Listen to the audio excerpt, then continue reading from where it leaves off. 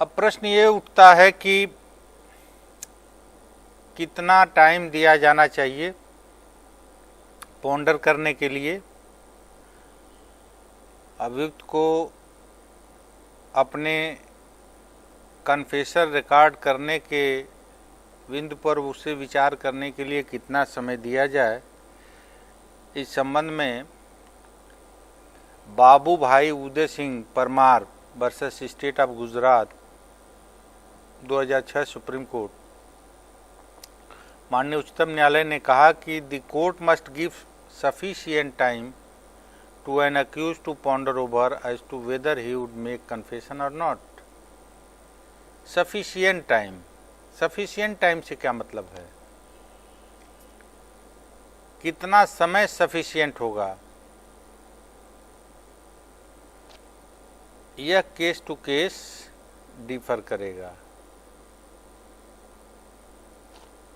Record करने वाले magistrate को यह इंश्योर करना होगा कि जो व्यक्ति कन्फेशन करने आ रहा है वह पूरी तरह से फ्री माइंड से आ रहा है, वह उसका अपना निर्णय है, स्वेच्छा से आ रहा है, वह किसी भी प्रभाव में नहीं है, किसी इन्फ्लुएंस में नहीं है, किसी दबाव में नहीं है। इसके लिए उसे कितना टाइम देना चाहिए, यह उस मजिस्ट्रेट के विवेक पर निर्भर करेगा।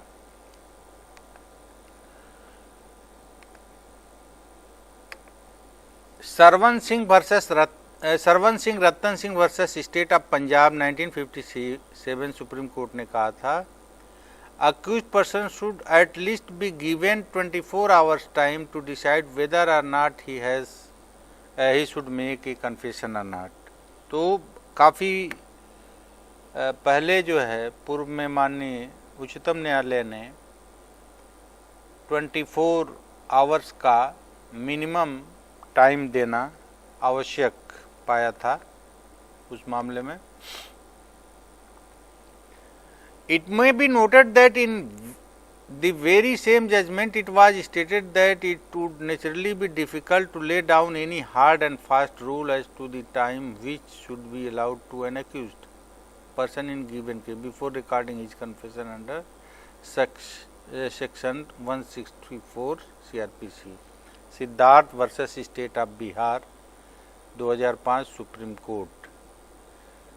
तो आपने देखा कि कोई इसका हार्ड फास्ट रूल नहीं है, पर्पस जरूर ध्यान में रहना चाहिए, प्रिकॉशन जरूर ध्यान में रहना चाहिए। समय देने का उद्देश्य सिर्फ यही है कि अभियुक्त अपने कन्फेशन के निर्णय पर फिर विचार कर ले, फिर समझ ले और वह स्वेच्छा से उसे रिकॉर्ड करावे। क्योंकि एक बार कन्फेशन रिकॉर्ड हो गया तो फिर अब किसी अन्य साक्ष्य की ज़रूरत नहीं पड़ेगी, उस कन्फेशन के आधार पर ही उसकी दोष सिद्धि हो सकती है, उसको दंडित किया जा सकता है। इसलिए उसे विचार करने का अवसर दिया जाना चाहिए। प्रिकॉशंस क्या क्या लेनी है?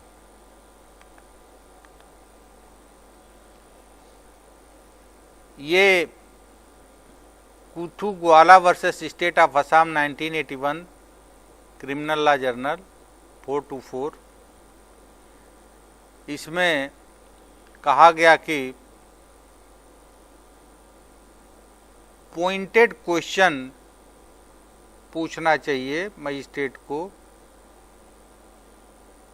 यह चेक करने के लिए कि जो कन्फेशन कराने आया है वो वॉलंटरी है, वॉलंटरी कन्फेशन वो कराना चाहता है। और पॉइंटेड क्वेश्चन जो है वो सर्चिंग पर्पस से होना चाहिए। मजिस्ट्रेट को सर्च करना चाहिए कि कहीं ऐसा तो नहीं है कि ये किसी दबाव में, किसी डर में ऐसा कर रहा है। तो अब उस केस में जो मजिस्ट्रेट ने प्रश्न पूछे थे। No doubt magistrate asked the accused about the date of arrest and period of detention in the police custody. जो प्लेन क्वेश्चंस, रूटीन क्वेश्चंस थे, कब गिरफ्तारी हुई, कितने दिन कस्टडी में रहे, ऐसे प्लेन क्वेश्चन पूछ लिया, लेकिन पॉइंटेड क्वेश्चन नहीं पूछा स्पेसिफिकली कि पुलिस कस्टडी में उसके साथ कैसा व्यवहार हुआ। इस तरह के प्रश्न पूछने से उसे बताने को मौका मिलता तो मजिस्ट्रेट को भी ये बात जानकारी में आती कि जो व्यक्ति कन्फेशन करने उसके सामने आया है वह किन परिस्थितियों में आया है कन्फेशन करने, तो सर्चिंग क्वेश्चंस पूछना चाहिए था।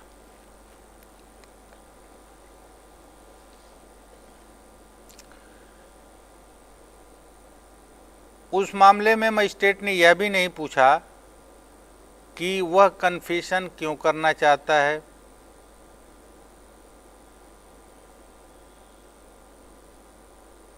यह भी नहीं उसमें आया है कि मजिस्ट्रेट ने उसको बताया हो कि अगर यदि वह कन्फेशन नहीं करेगा तो भी उसको पुलिस कस्टडी में नहीं दिया जाएगा, पुलिस को नहीं दिया जाएगा।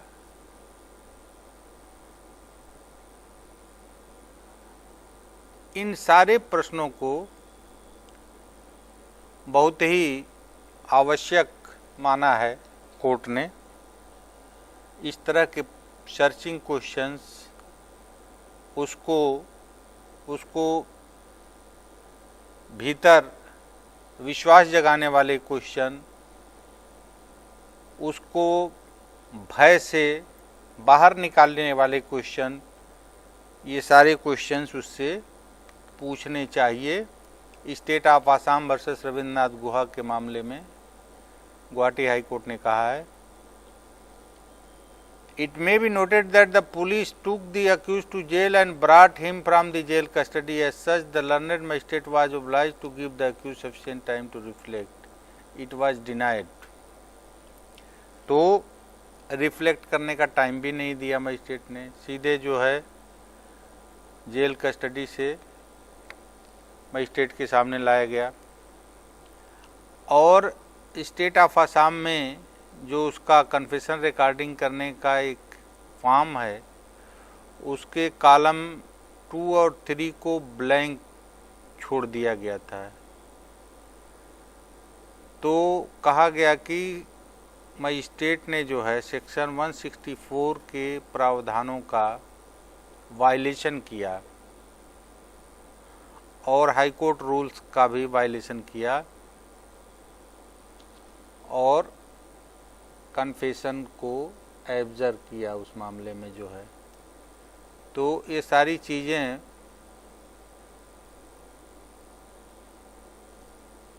आपके सामने हैं। कन्फेशन रिकॉर्ड करते समय आप कोशिश करेंगे कि ये सब बातें, सावधानियां आप बनाए, इसमें मेंटेन रखें और ये पूरी कोशिश करें कि अभियुक्त किसी दबाव में, भय में कन्फेशन आपके सामने न करे।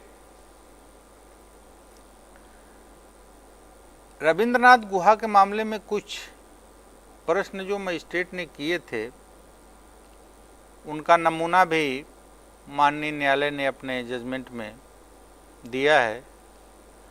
और एक बहुत ही इंटरेस्टिंग क्वेश्चन जो पूछा गया था, आप लोग भी देखें। If you do not confess, I will not punish you. I cannot punish even if you confess. But if you confess, your confessional statement will be used against you. Have you understood me? इस प्रश्न के बारे में, ये actual प्रश्न magistrate द्वारा पूछा गया था। कोर्ट ने कहा कि we fail to understand what the learned magistrate meant by I can not punish you even if you confess. It invariably carried the impression to the accused that if he confessed, no court would punish him. Further, the magistrate did not tell the accused that the confessional statement would be used in evidence against him. It is a fatal omission.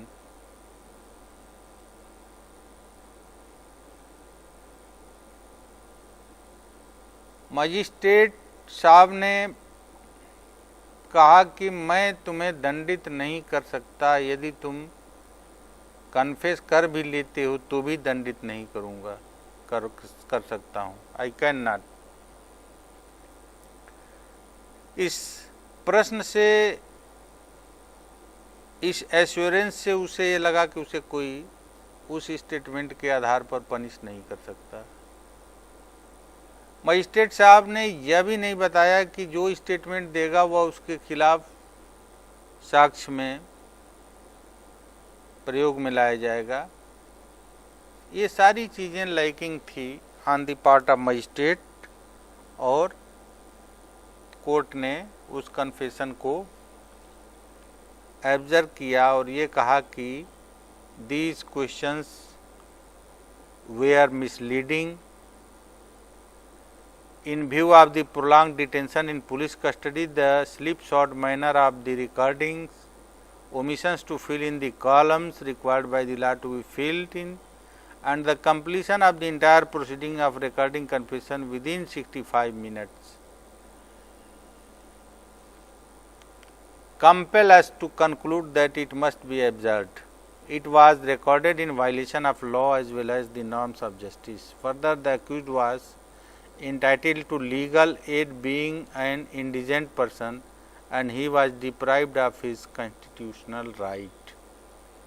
तो constitutional right से भी उसको deprive किया गया, उसको legal aid भी नहीं दिया गया।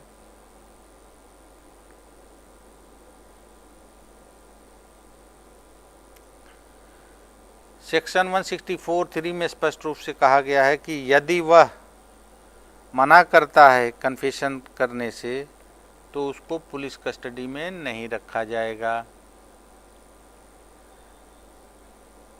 164(4) को आप लोग देख लीजिएगा, क्या तरीका है रिकॉर्ड करने का वह दिया हुआ है, और आखिर में जो सर्टिफिकेट आप लोगों को रिकॉर्ड करने के बाद देनी है वो इसमें दिया है। और whenever the accused is examined by a metropolitan magistrate make a memorandum of the substance of examination, ये तरीका जो सेक्शन 281 CRPC में मेट्रोपॉलिटन मजिस्ट्रेट को पावर दिया गया है मेमोरेंडम रिकॉर्ड करने का, वही तरीका कन्फेशनल स्टेटमेंट के लिए दिया गया है।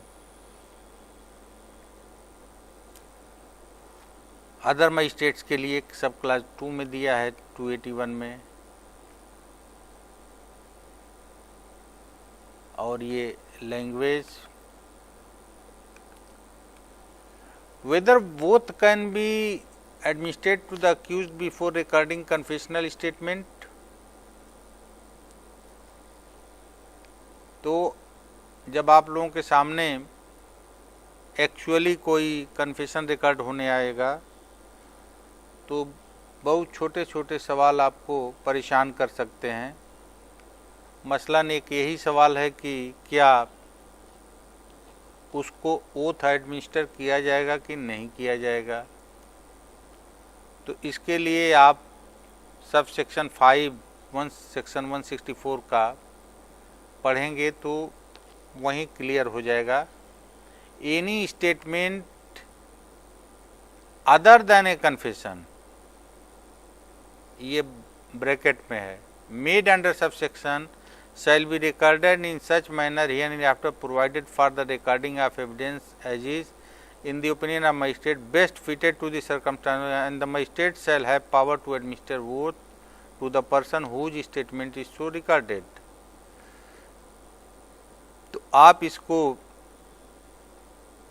पढ़ेंगे तो पाएंगे कि कन्फेशन के अलावा और कोई स्टेटमेंट अगर रिकॉर्ड हो रहा है तो मजिस्ट्रेट ओथ एडमिनिस्टर करा सकते हैं, लेकिन अगर कन्फेशन है तो कन्फेशन चूँकि रिट्रैक्ट करने का अधिकार है अक्यूज्ड को, ऐसे में उसको ओथ से बाउंड नहीं कराया सकता।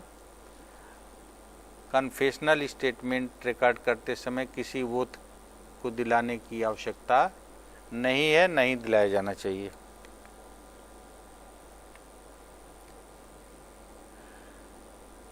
अकानमन Bora versus state of Assam 1988 Guwahati high court. It is clear from the words of this subsection that a magistrate should not administer oath, solemn affirmation for recording the confession. Apparently, this was considered necessary because the accused has the liberty to retract. तो आपने देखा कि honourable Guwahati high court ने स्पष्ट रूप से इस confusion को दूर कर दिया है कि कन्फेशनल स्टेटमेंट रिकॉर्ड करने के लिए किसी ओथ को दिलाए जाने की आवश्यकता नहीं है, नहीं दिलाया जाना चाहिए।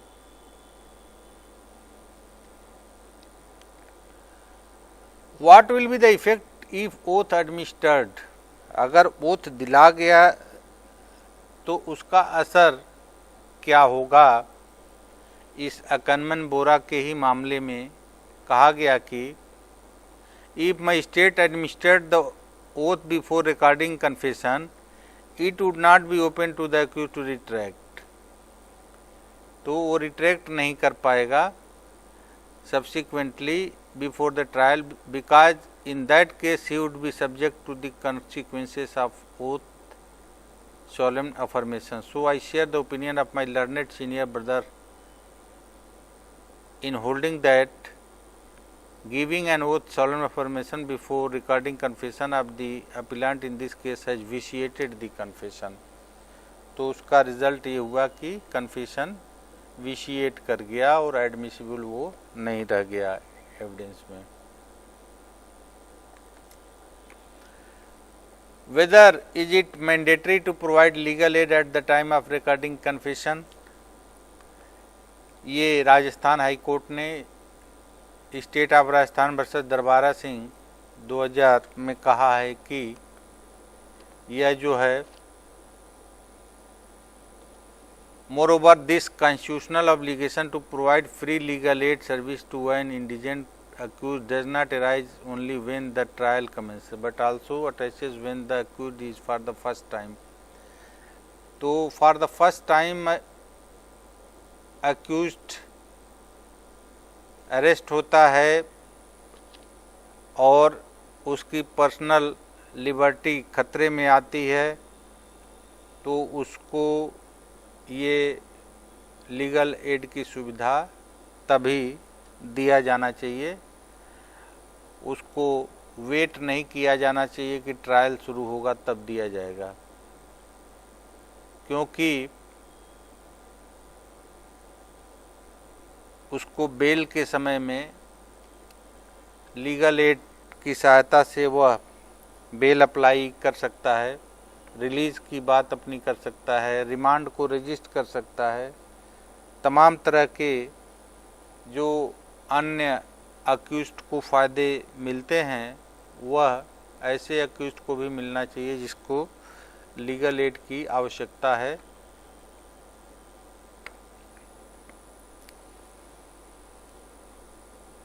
लीगल एड जब भी वो जब रिमांड होकर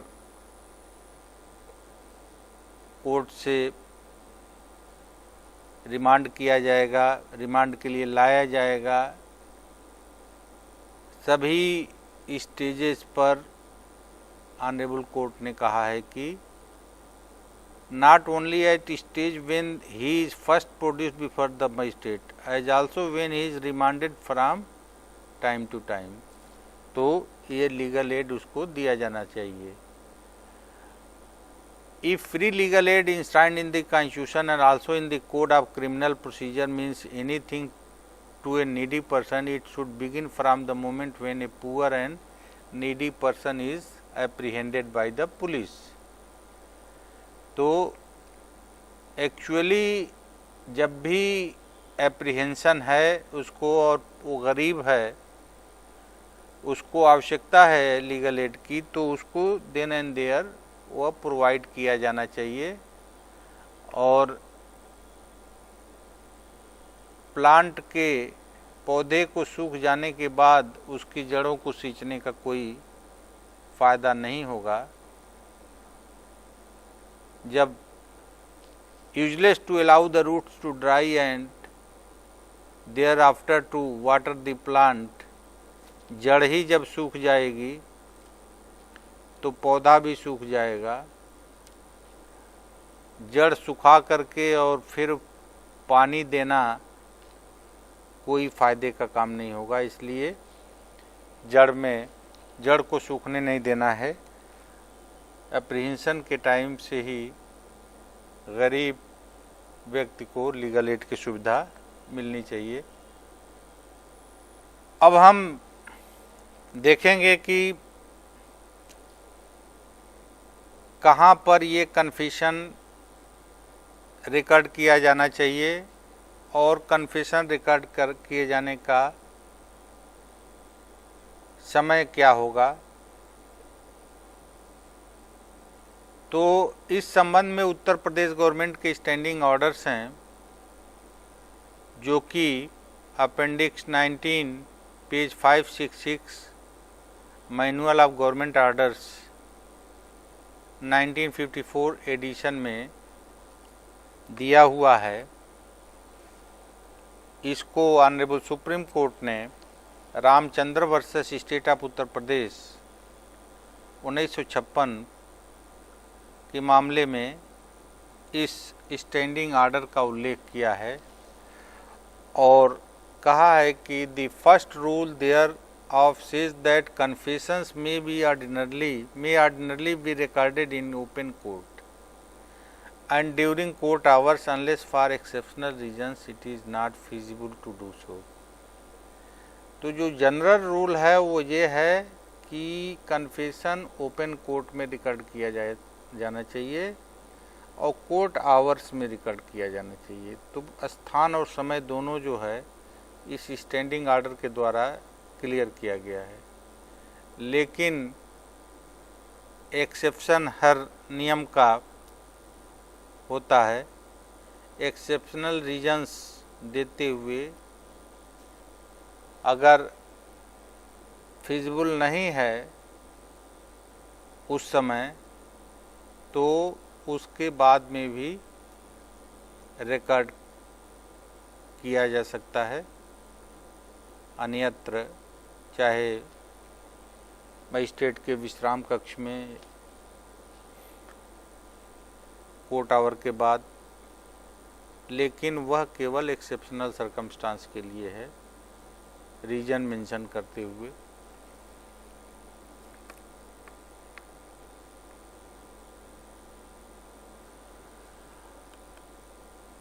अब कभी कभी आप लोगों के सामने जब न्यायिक कार्य शुरू करेंगे एज मजिस्ट्रेट, तो ऐसी सिचुएशन आ सकती है कि अक्यूज्ड के अलावा कुछ लोग जो घटना के संबंध में अपना स्टेटमेंट रिकॉर्ड कराना चाहेंगे, but without being sponsored by the police. स्वेच्छा से खुद से आ रहे हैं, करें, हमको बहुत अच्छा इस केस के बारे में जानकारी है, हम सब कुछ घटना हमारे सामने हुई और इसके बारे में हम वास्तविकता बता सकते हैं, और वो आकर के कहेंगे कि मैं स्टेटमेंट देना चाहता हूँ, मेरा स्टेटमेंट रिकॉर्ड किया जाए। होता क्या है कि जो दबंग अभियुक्त हैं वो अपराध करने के बाद हर चीज़ मैनेज करने की कोशिश करते हैं। वो अपने थैली के 2-4 लोगों को पकड़ लेंगे या किसी प्रलोभन में या किसी दबाव में ले लेंगे और कोशिश करेंगे कि उनको ले जा कर के न्यायालय के समक्ष उनका बयान रिकॉर्ड कराएं, ताकि उनको बचाव का उसके बयान के आधार पर एक आधार मिल सके। तो इस तरह से अगर कोई आप लोगों के समक्ष आवे तो कतई जो है आप परमिट नहीं कर सकते। ये व्यवस्था दी गई है। माननीय न्यायालयों ने समय समय पर इस पर ऑब्जर्वेशन दिया है। एक ऑब्जर्वेशन ये है, on the other hand, if door is open to such person to get it, and if the magistrate are put under the obligation to record their statements, then too many persons sponsored by culprits might throng before the portals of magistrate court for the purpose of creating record in advance for the purpose of helping the culprits। तो इस तरह का अगर छूट अगर मिल गया तो पता चलेगा कि न्यायिक कार्य जो अदर कोर्ट का काम है वो आप कर चुके और आपके न्यायालय जो है ऐसे लोगों से भरे पड़े रहेंगे जो अपना 164 में स्टेटमेंट रिकॉर्ड कराने के लिए खड़े रहेंगे और सभी जो है अक्यूज्ड के द्वारा स्पॉन्सर्ड लोग रहेंगे। तो ये भी दिक्कत होगी। जोगेंद्र नाहक वर्सेस स्टेट ऑफ उड़ीसा के मामले में 1999 में सुप्रीम कोर्ट ने ये व्यवस्था दी थी और बताया था कि क्यों जो है अनस्पॉन्सर्ड स्टेटमेंट्स अंडर सेक्शन 164 रिकॉर्ड नहीं करना चाहिए। if the statements are not sponsored by the investigating officer or police। In the present case, one of the arguments advanced by the accused for grant of bail to them was based on the statements of 4 appellants recorded by the magistrate under। दुर्भाग्य से इस मामले में magistrate द्वारा ऐसे statement record किए गए थे 164 में और अक्यूज्ड उस स्टेटमेंट के आधार पर जमानत पाना चाह रहे थे। तो it is not part of investigation to open up such a vista nor can such step be deemed necessary for administration of justice. तो इस तरह की चीज़ों को बढ़ावा नहीं मिलना है। Thus on a consideration of various aspects we are disinclined to interpret section 164(1) of the code as empowering a magistrate to record the statement of person unsponsored by investigating agency. तो इसका ऐसा इंटरप्रिटेशन नहीं किया जाना चाहिए कि unsponsored person अपना statement यहाँ रिकॉर्ड करा ले। The high court has rightly disallowed the statements of 4 appellants to remain on record on this case. तो उनके स्टेटमेंट्स को जो स्पॉन्सर्ड स्टेटमेंट्स नहीं थे उनको ऑनरेबल हाई कोर्ट ने ही आउट ऑफ रिकॉर्ड रखने का ऑर्डर कर दिया था और ऑनरेबल सुप्रीम कोर्ट ने कहा कि ये this was a right decision. तो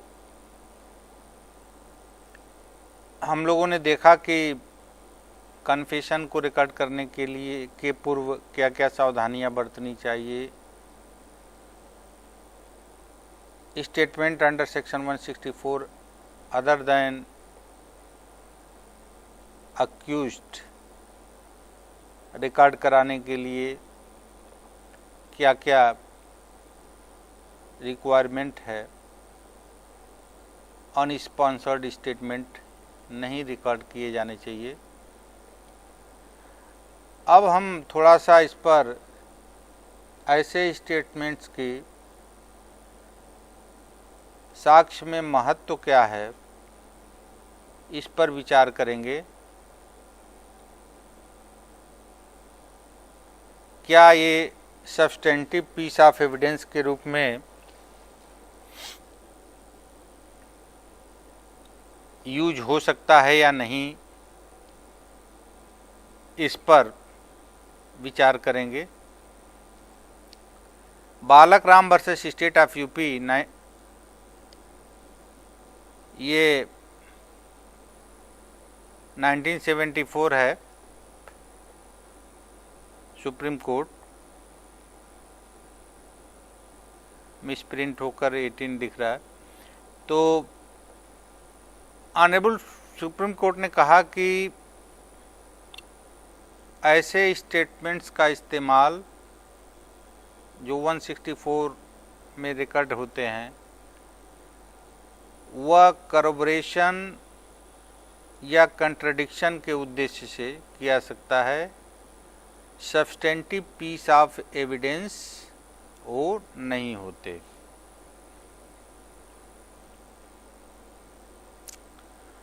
और ऐसे विटनेसेस के स्टेटमेंट्स को बड़ी ही सावधानी से उनका इवैल्यूएशन किया जाना चाहिए, जिन्होंने अपने स्टेटमेंट पूर्व में अंडर सेक्शन 164 ऑलरेडी रिकॉर्ड करा रखा है। क्योंकि वो अपने पूर्व के स्टेटमेंट से डेविएट कर सकते हैं सैद्धांतिक रूप से, लेकिन वो ऐसा नहीं कर सकते, क्योंकि ऐसा करना जो है उनके लिए मुश्किलें पैदा कर सकता है। परजरी का उनके ऊपर केस चल सकता है, तो वह डेविएट नहीं कर सकते, वो अपने को बाउंड होते हैं उससे। लेकिन यह बाउंड होने का मतलब ये नहीं हुआ कि वह जो कुछ कह रहे हैं कोर्ट के सामने उसको वैसे ही मान लिया जाए, समझ लिया जाए। कॉशन जो है बहुत ज़रूरी है, क्योंकि यहाँ वो पूर्व के अपने कथनों से बाधित पाते हैं। यही चीज़ जो है ऑनरेबल सुप्रीम कोर्ट ने कहा कि high court overlook that the evidence of these witnesses must be approached with caution. Such witnesses feel tied to their previous statements given on oath and have but a theoretical freedom to depart from earlier version। तो ये चीज़ जो है आप लोगों के सामने विचारण जब आप करेंगे एज मजिस्ट्रेट और एज सेशन जज, और इस तरह के स्टेटमेंट्स आपके सामने रिकॉर्ड पर हैं और इन गवाहों का साक्ष्य आपके सामने अंकित किया जा रहा है, तो इनका मूल्यांकन करते समय बहुत ही सावधानी आपको बरतनी चाहिए। और सावधानी इस तरह की होनी चाहिए कि जो भी स्टेटमेंट कोर्ट के सामने दिए जा रहे हैं वह संदेहास्पद न हो।